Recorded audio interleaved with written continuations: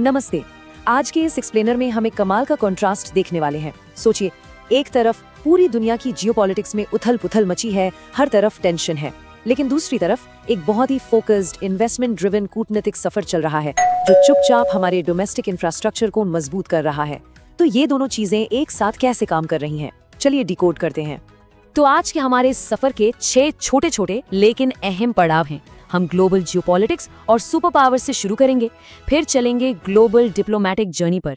इसके बाद यूएई और नीदरलैंड्स के साथ हमारी स्ट्रेटेजिक पार्टनरशिप्स को समझेंगे, इन्हें अपनी इकोनॉमिक सिक्योरिटी से जोड़ेंगे और आखिर में कुछ बड़े नेशनल और साइंस अपडेट्स भी देखेंगे।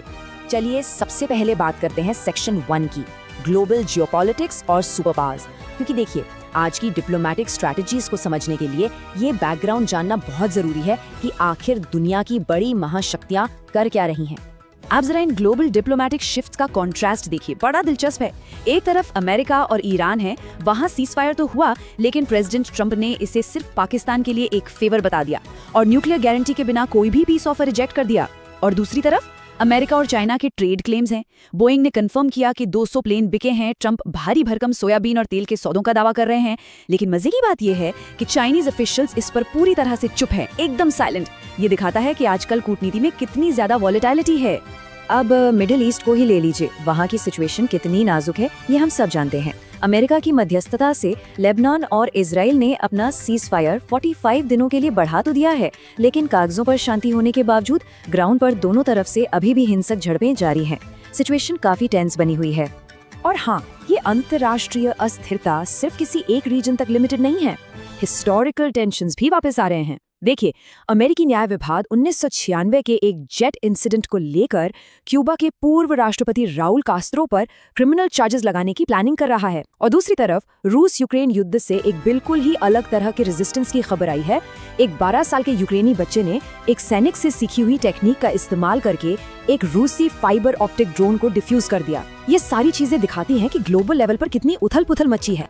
लेकिन अब आते हैं सेक्शन 2 पर, द ग्लोबल डिप्लोमैटिक जर्नी। इन सारे ग्लोबल कॉन्फ्लिक्ट से थोड़ा बाहर निकलते हैं और एक बिल्कुल अलग अप्रोच देखते हैं जो विवादों से नहीं बल्कि डेवलपमेंट और स्ट्रैटेजी से प्रेरित है। पीएम मोदी के इस डिप्लोमैटिक टूर का पैटर्न देखिए, एकदम क्लियर और स्टेप बाय स्टेप है। ये मिडिल ईस्ट से शुरू होकर सीधे यूरोप तक जाने वाला एक बहुत ही कैलकुलेटेड मूव है। स्टेप 1 है यूएई का अबू धाबी, जहां पूरा फोकस कैपिटल और एनर्जी सिक्योरिटी पर है। और स्टेप 2 है नीदरलैंड्स, जो यूरोपियन टेक और ट्रेड पर फोकस करने वाले 5 देशों के टूर का दूसरा लेग है। तो चलिए सीधे section 3 UAE strategic infrastructure investment पर जंप करते हैं और देखते हैं कि इस डिप्लोमैटिक जर्नी के पहले स्टॉप से आखिर हमें इकोनॉमिकली क्या हासिल हो रहा है। $5 बिलियन। जी हाँ, यूएई ने सीधे तौर पर हमारे डोमेस्टिक इंफ्रास्ट्रक्चर और बैंकिंग सेक्टर में $5 बिलियन के एक बहुत बड़े इन्वेस्टमेंट की घोषणा की है। सोचिए, एक तरफ दुनिया में इतनी अनिश्चितता है और दूसरी तरफ डोमेस्टिक इकोनॉमी में इतना बड़ा भरोसा दिखाया जा रहा है। ये हमारे इंफ्रास्ट्रक्चर ग्रोथ को सीधे तौर पर स्टेबलाइज करेगा। और खास बात यह है कि ये पार्टनरशिप सिर्फ पैसों तक लिमिटेड नहीं है। इसके तहत एक historic strategic defence partnership framework तैयार हुआ है। साथ ही हमारे स्ट्रैटेजिक पेट्रोलियम रिजर्व्स का एक्सपेंशन और लॉन्ग टर्म एलपीजी सप्लाई के अग्रीमेंट्स भी हुए हैं। मतलब ये चीजें हमारी डोमेस्टिक इकोनॉमी और एनर्जी सिक्योरिटी को लॉन्ग टर्म के लिए एकदम लॉक इन कर देती हैं।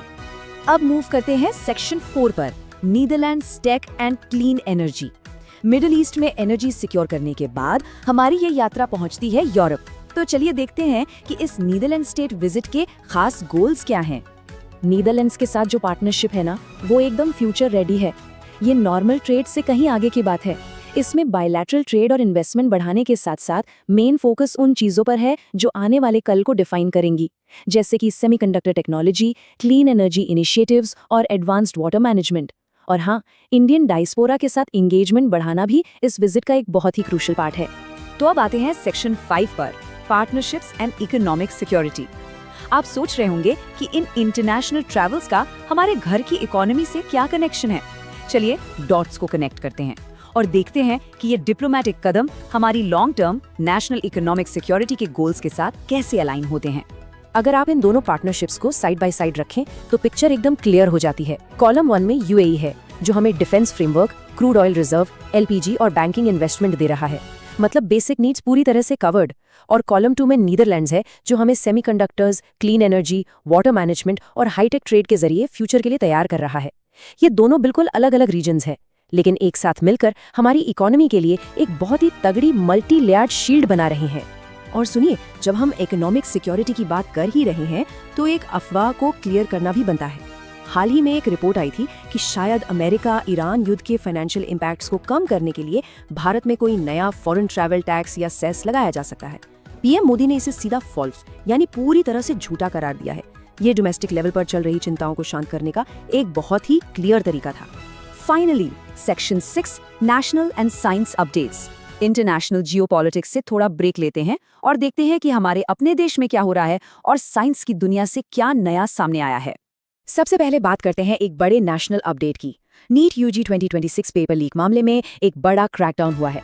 सीबीआई ने इस पूरे मामले के किंगपिन और पुणे के एक केमिस्ट्री प्रोफेसर पीवी कुलकर्णी को अरेस्ट कर लिया है। बताया जा रहा है कि इस प्रोफेसर ने नेशनल टेस्टिंग एजेंसी के एग्जाम से पहले ही स्टूडेंट्स को आंसर्स रटवा दिए थे। मामले में जांच एजेंसियों का एक्शन लगातार जारी है। एक और बड़ा लीगल अपडेट है मध्य प्रदेश से।